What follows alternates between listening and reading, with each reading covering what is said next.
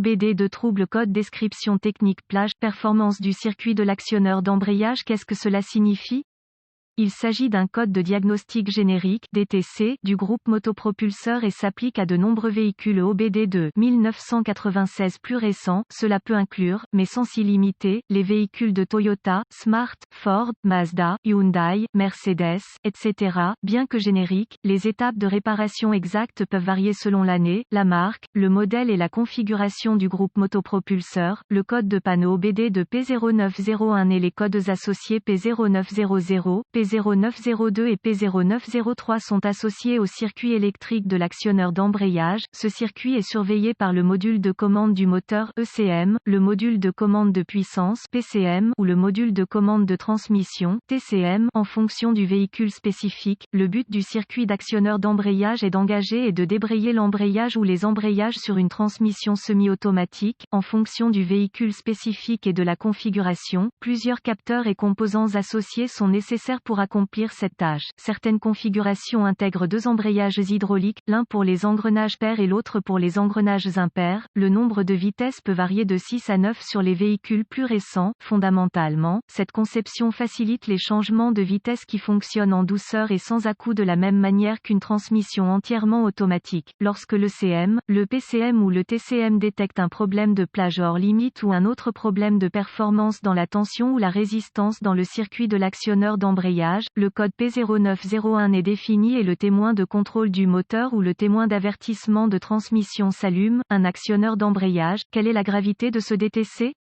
La gravité de ce code est normalement modérée, mais P0901 peut être grave si le véhicule ne se déplace pas correctement, ce qui pourrait endommager les composants internes de la transmission. Quels sont certains des symptômes du code?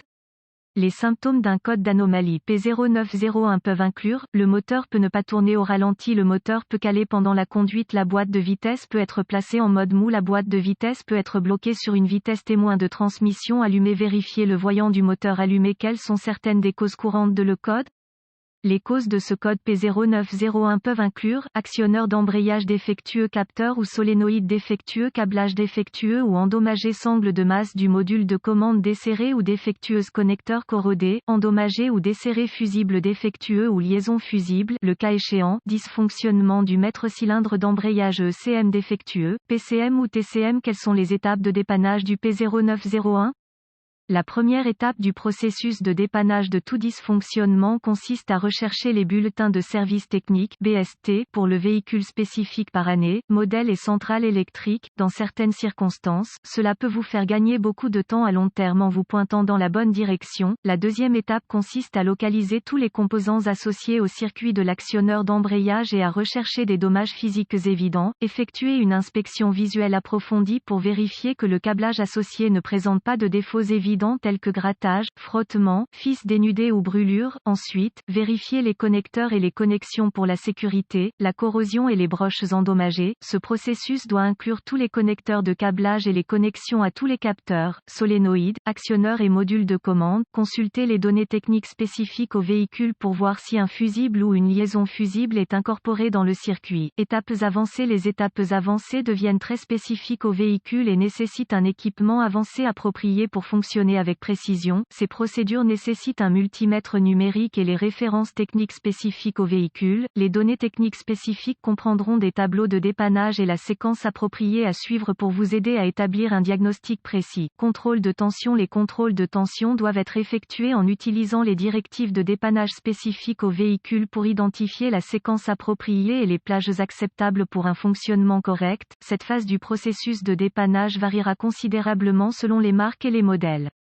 Si ce processus identifie l'absence de source d'alimentation ou de mise à la terre, des tests de continuité peuvent être requis pour vérifier l'intégrité du câblage, des connecteurs et d'autres composantes. Le test de continuité doivent toujours être effectués avec l'alimentation coupée du circuit et les lectures normales pour le câblage et les connexions doivent être de 0 ohm de résistance. La résistance ou l'absence de continuité est une indication de câblage défectueux qui est ouvert ou court-circuité et doit être réparé ou remplacé. Un test de continuité de la commande de ECM, PCM ou TCM au châssis confirmera le niveau de service des sangles et des fils de terre. La présence de résistance indique une connexion desserrée ou une éventuelle corrosion. Quelles sont les réparations courantes pour ce code?